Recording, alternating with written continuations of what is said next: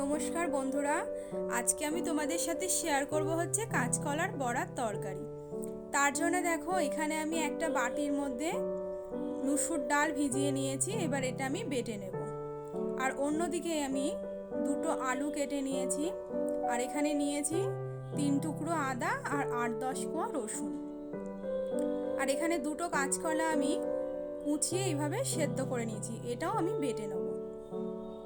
তো দেখো আমার ডাল বাটা হয়ে গেছে। আর কাঁচকলাটাও আমি বেটে নিয়েছি খোসা শুদ্ধ। এরপর আমি এর মধ্যে দিয়ে দেবো পরিমাণ মতো লবণ, তারপর দেব হলুদ গুঁড়ো আর দেব পেঁয়াজ কুচি। এবার সমস্ত কিছু আমি ভালোভাবে একসাথে মাখিয়ে নেব। কাঁচকলার খোসা শুদ্ধ বাটলে তরকারিতে বড়ার টেস্টটা খুব ভালো আসে, সেই জন্য আমরা ওটা খোসা শুদ্ধই বেটে নিই। অন্যদিকে গ্যাসে কড়া বসিয়ে দিয়েছি, দিয়ে দিয়েছি সাদা তেল। তেল গরম হয়ে গেছে। এরপর আমি এক এক করে বড়াগুলো কড়ার মধ্যে দিয়ে দেব।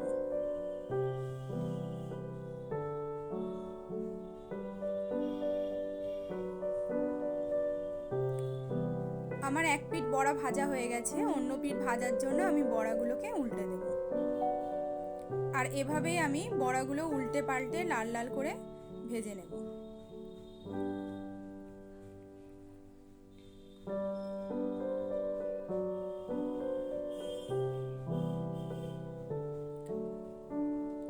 বড়া আমার ভাজা হয়ে গেছে। এবার আমি থালার মধ্যে তুলে নিচ্ছি এগুলো। আর এভাবেই আমি বাকি বড়াগুলো একই রকম ভাবে ভেজে নেব।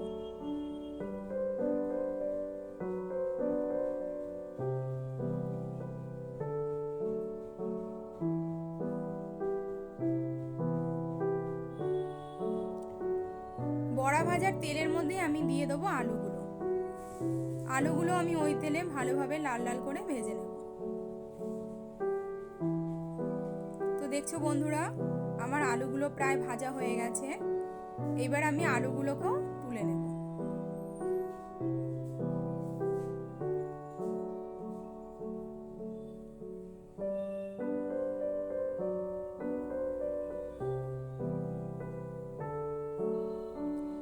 আলুগুলো তুলে নিয়ে আমি ওই তেলটা নামিয়ে রাখবো আর দিয়ে দেবো সর্ষের তেল। তারপর দিলাম 5 ফোড়ন। এবার দেব 2টো তেজপাতা আর গোটা গরম মশলা ফোড়নের জন্য। কিছুক্ষণ আমি নাড়াচাড়া করব। ফোড়নটা ভাজা আমার হয়ে যাবে এর মধ্যেই।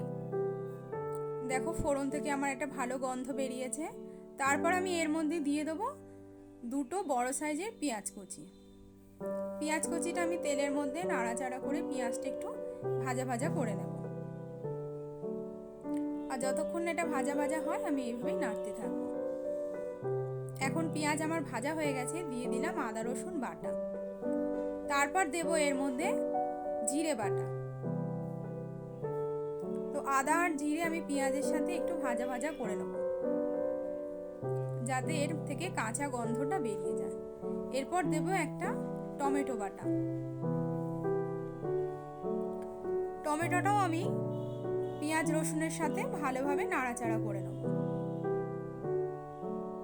তারপর দেব পরিমাণ মতো লবণ আর দেব হলুদের গুঁড়ো, লঙ্কার গুঁড়ো আর কাশ্মীরি লঙ্কার গুঁড়ো, দেব চিনি।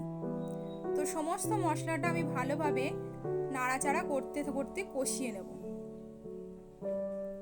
তরকারি যত কষানো হবে, মানে মশলাটা যত কষানো হবে, তরকারির স্বাদটাও কিন্তু দ্বিগুণভাবে বাড়বে।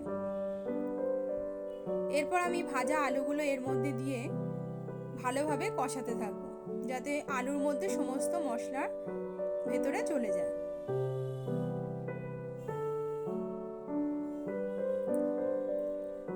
এরপর আমি গ্যাসের আঁচটা কমিয়ে ঢাকা দিয়ে দেবো। ঢাকা খুলে দেখবো আমার মশলা থেকে তেল ছেড়ে গেছে। তো আলুটাও এইভাবেই আমি ভালোভাবে মশলার সাথে কষিয়ে নেব। এরপর আমি দিয়ে দেবো মশলা ধোয়া জলটা। মশলার বাটিতে যে মশলাটা লেগেছিল সেই জলটা আমি এর মধ্যে দিয়ে দেবো। আর দিয়ে দেবো পরিমাণ মতো জল। জলটা একটু বেশি পরিমাণে লাগবে, যেহেতু বড়াগুলো আমি এর মধ্যে দেবো, তো বড়ার মধ্যে ঝোলটা টেনে নেবে।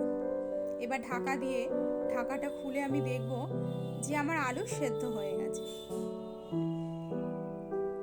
এরপর আমি বড়াগুলো এক এক করে এর মধ্যে দিয়ে দেবো।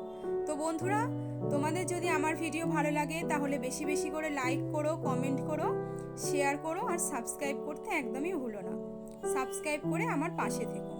এখন আমার বড়ার তরকারিটা একদম রেডি হয়ে গেছে। এবার আমি এটা বাটির মধ্যে নামিয়ে নেবো আর ওপর থেকে একটু ঘি দিয়ে দেবো। তো অবশ্যই অবশ্যই তোমরা বাড়িতে এইভাবে বড়ার তরকারি বানাবে। তো নিরামিষ দিনে এটা খেতে খুবই সুস্বাদু হয়। একবার অবশ্যই বাড়িতে বানিয়ে খাবে।